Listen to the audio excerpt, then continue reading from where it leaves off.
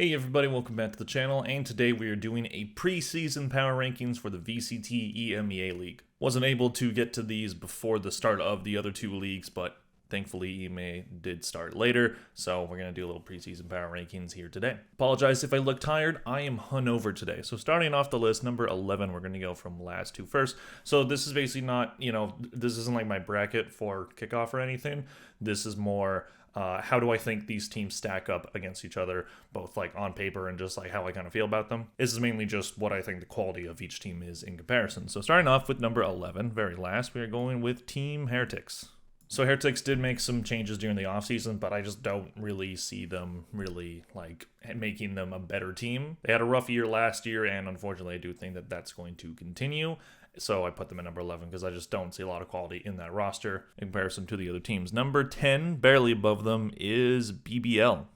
So BBL doesn't really look very good to me. They were one of the worst teams in the EMEA VCT last year, and they do bring in some decent looking talent in Elite, and Para as well might be a good addition. But overall, I just don't know if I see them really pushing themselves past, bottom two in the league. So I did put them here. You can make the argument that Heretics could be better. I wouldn't argue that with you. This is the bottom of the rankings. These teams can probably be interchanged. Next up at number 9, we have the roster that took way too long to be made, Koi. So Koi's an interesting one. They didn't have a full roster until like a week ago, so I couldn't even make their season preview until very recently. And they basically just bring in some players that they were trialing during the offseason that, that they tried out in Camo Shadow. Then they bring in Grabino. And while Camo looks like a good addition, Shadow, Grabino also, I just don't know if I see them competing at a high level. But I also don't think that they're last. I know a lot of people had them last in the power rankings, mainly just because they didn't have a roster. But now they do, and the roster doesn't look terrible. They still have Shados, they still have Starzo, so could be decent, but I'm not really expecting too much from them, to be honest. Moving on to number 8, we have Carmine Corp.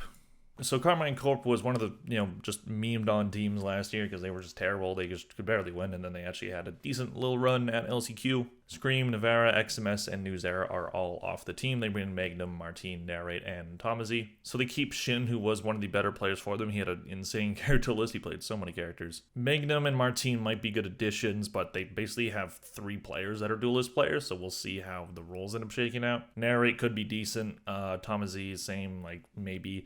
There's just a lot of ifs with them that I couldn't really feel like I could put them higher than 8, but they could surprise me and perform well. Moving on to number 7, we have a team that I kind of don't really know where to put, so it felt like bottom of the middle of the pack would be decent, Gentle Mates. So Gentle Mates were, of course, the team that won Ascension in the EMEA League, and they looked really good doing it, beating some teams that people didn't really think that they were going to beat. So I overall think that it was a good thing for them to make it in, and they could be competitive, but they haven't performed in the offseason. We haven't seen how they face against Tier 1 competition, so we will see it very soon, and so I could easily see them, jumping into the top 5 or top 4, but I gotta see it first, and we just haven't, so I feel like 7th place is a decent ranking for them. Moving on to number 6, we have Giant X, whose logo's too big. There we go.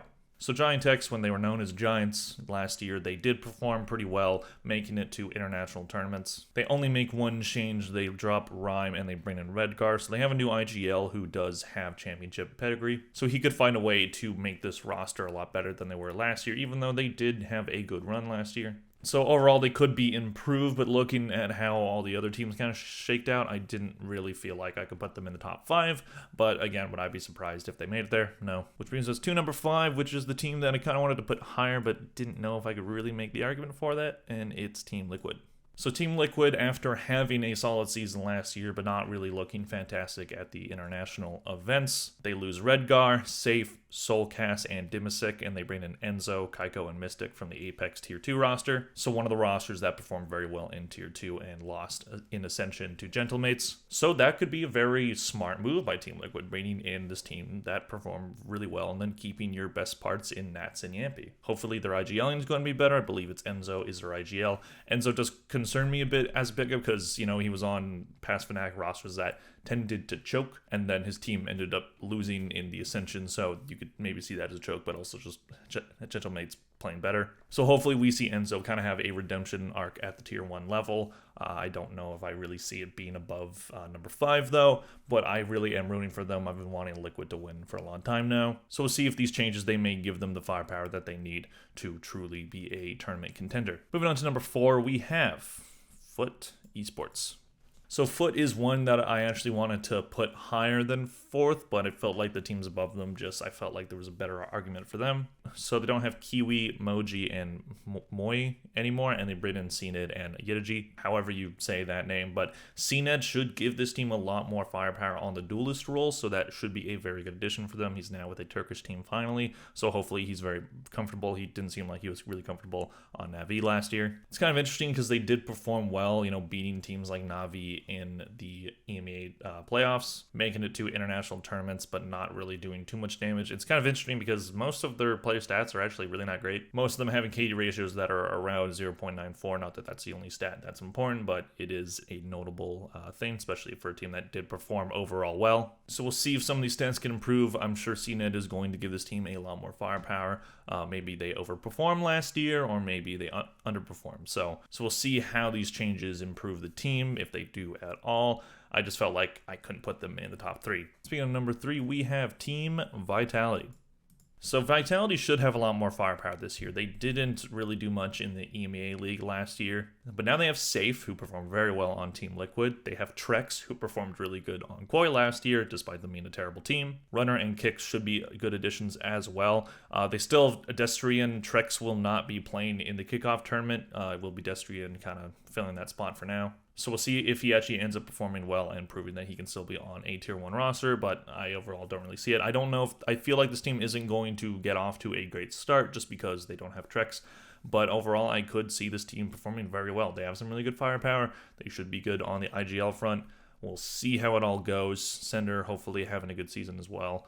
And I see this team as a top 3 team over Foot, which I felt a little bit weird about doing because felt like, Foot staying together the way that they did should probably be in the top 3. But just looking at Vitality on paper, I'm like, yeah, that's a really good team. I see why people are putting them high. So moving on to the top 2, it should be a pretty easy read if you know about this league. Na'Vi is number 2.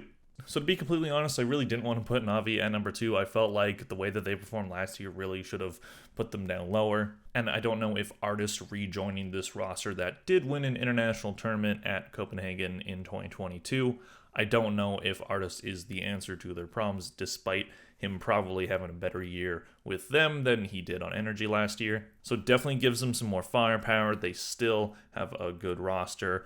We'll see how it goes. I'm just kind of concerned that the best we've seen of this roster is in the past, but I still see them as a very solid team. They should be number 2, especially with just the amount of changes that every other team went through. But, them having some pretty embarrassing losses last year just makes me a bit nervous about putting them at number 2.